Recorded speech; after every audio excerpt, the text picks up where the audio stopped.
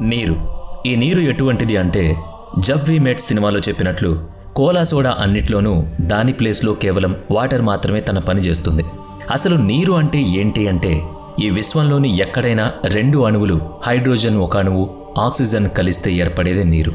Water ఒకేలాగా ఉన్నా తాగేవాళ్లు వేరువేరుగా ఉండడంతో వాటర్ కూడా వేరువేరు రూపాంతరం చెందింది. ఒక్కోచోట వాటర్ మిగిలిన వాటికంటే ఎక్కువ పవిత్రమైంది. అలాంటిదే జంజం వాటర్ అని ఇస్లాం మతంలో అత్యంత పవిత్రమైన వాటర్ గురించి ఈరోజు చెప్పుకోబోతున్నాం. అబే జంజం. అరబ్లోని అబే అంటే వాటర్ అని అర్థం. వాటర్ ఉన్న ఆ నుయ్యి పేరు జంజం.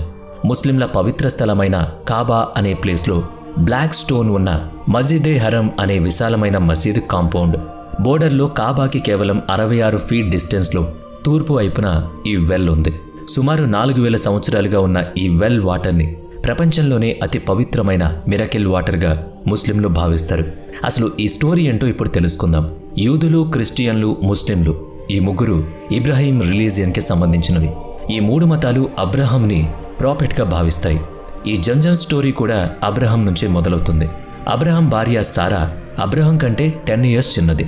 పెళ్ళై ఎన్నో సంవత్సరాలు గడిచినా వారికి పిల్లలు పుట్టలేదు. వంశాన్ని ముందుకు నడిపించడానికి వారసులు కావాలని ఈ కాలం వారే కాదు, ఆ కాలం వాళ్ళు కూడా అనుకునేవారు. అబ్రహాం హగర్ వలన ఇస్మాయిల్ పుడతాడు. అయితే అక్కడ సారా కూడా ప్రెగ్నెంట్ అవుతుంది. ఇబ్రాహీంకి 100 సంవత్సరాలు మరియు సారాకి 90 సంవత్సరాలు ఉన్నప్పుడు సారాకి ఇసాక్ పుడతాడు. యూదులు, క్రిస్టియన్స్ కూడా ఐజాక్ అనే అంటారు. తర్వాత ఏం జరిగిందో అందరికీ తెలిసినా ఎందుకు జరిగింది అనేది చాలా స్టోరీస్ ఉన్నాయి. దేవుడు హగర్ని, ఇస్మాయిల్ని మక్కా బంజరు భూముల్లో వదిలేసి రమ్మని ఇబ్రాహీంకి ఆదేశమిచ్చాడని ఒక కథ.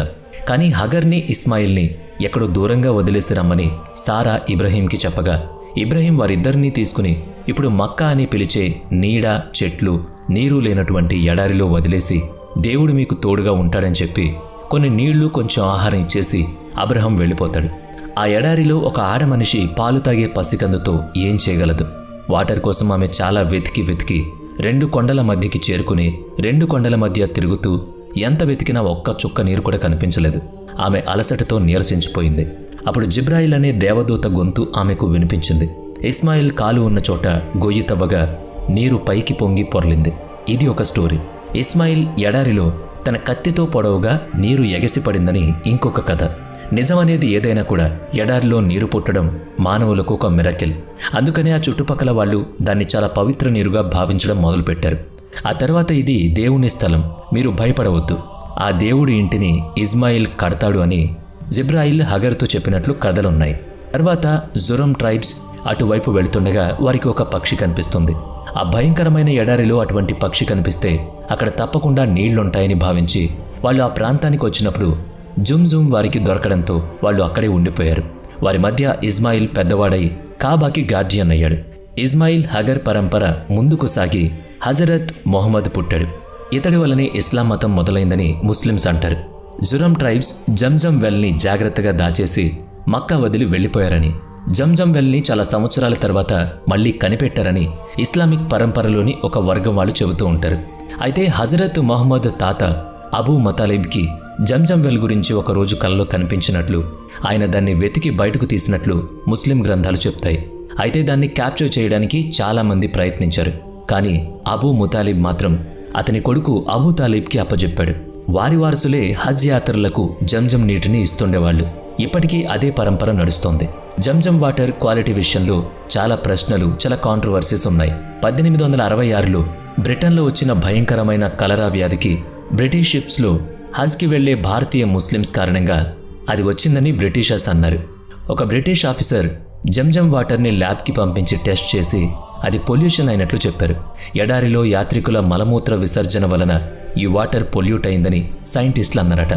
అయితే బ్రిటన్లో వాటర్ పొల్యూట్ అవ్వడం వల్ల బ్రిటన్లో కలరా స్ప్రెడ్ అయిందని, దానికి జంజం వాటర్ కారణం కాదని తెలుసుకున్నారు. జంజం వాటర్లో నైట్రేట్, ఆర్సెనిక్ చాలా ఎక్కువగా ఉందని 2011లో ఒక BBC రిపోర్ట్ చెప్పింది. అయితే జంజం వాటర్ ప్రతిరోజు టెస్ట్ చేస్తారని చెప్పి సౌదీ ప్రభుత్వం దాన్ని ఖండించింది. అదేవిధంగా జంజం వాటర్ని క్లీన్గా ఉంచడం కోసం సౌదీ ప్రభుత్వం పెద్ద ప్రాజెక్ట్ కూడా స్టార్ట్ చేసింది. అబే జంజం హిస్టారికల్గాను, మతపరంగాను చాలా పవిత్రమైంది. మొదట్లో దాని నీళ్లు బకెట్కి తాడు కట్టి బయటికి తీసేవాళ్ళు. ఆ తర్వాత ఆ వెల్ని క్లోజ్ చేయడంతో అద్దాల నుంచి మాత్రమే చూడగలిగేలా చేశారు. ఇప్పుడు ఎలక్ట్రానిక్ పంప్స్తో వాటర్ బయటకు తీస్తున్నారు. జంజం వాటర్తో కింగ్ అబ్దుల్లా ఫ్యాక్టరీ ప్రతిరోజు 2 లక్షలకు పైగా బాటిల్స్ తయారు చేస్తుందని, దీని సంఖ్య రంజాన్ మాసంలో హజ్ యాత్ర సమయంలోనూ ఇంకా పెరుగుతుందని టైమ్స్ రిపోర్ట్ చెబుతోంది. జంజం వెల్ మక్కా మనుషులకు నివాసయోగ్యంగా మారింది. భూమి పొరలలో ఉన్న చిన్న చిన్న స్ప్రింగ్స్తో ఈ జంజం వాటర్ వెల్ క్రియేట్ అయింది. స్ప్రింగ్ అంటే తీయని నీటి గుంట. ఎంతో దూరం విస్తరించి ఉన్న ఎడారిలో అటువంటి తీయని నీటి వెల్ ఉండడానికి కారణం దేవుని అద్భుత సృష్టి తప్ప వేరేం కాదని నదులు కాలువలు పక్కన నివసించే మనుషులకు 50 సంవత్సరాల క్రితం వరకు తెలిసి ఉండదు. ప్రస్తుత పరిస్థితుల్లో స్వీట్ వాటర్ అంటే తాగే నీరు కంటే ఖరీదైంది ఏదీ లేదని గ్లోబల్ వార్మింగ్ ప్రపంచానికి తెలిసేటట్లు చేస్తోంది. వేల సంవత్సరాల క్రితం ఎడారిలో మక్కాలో ఉన్న ఆ నుయ్యి దేవుని ఆశీర్వాదం వల్లే ఏర్పడింది అంటూ ఉంటారు. ప్రపంచంలో పురాతన సివిలైజేషన్స్ అన్నీ నదుల పక్కన మొదలైనట్లు జుంజుం వెల్ వలన మక్కా కూడా ఏర్పడింది.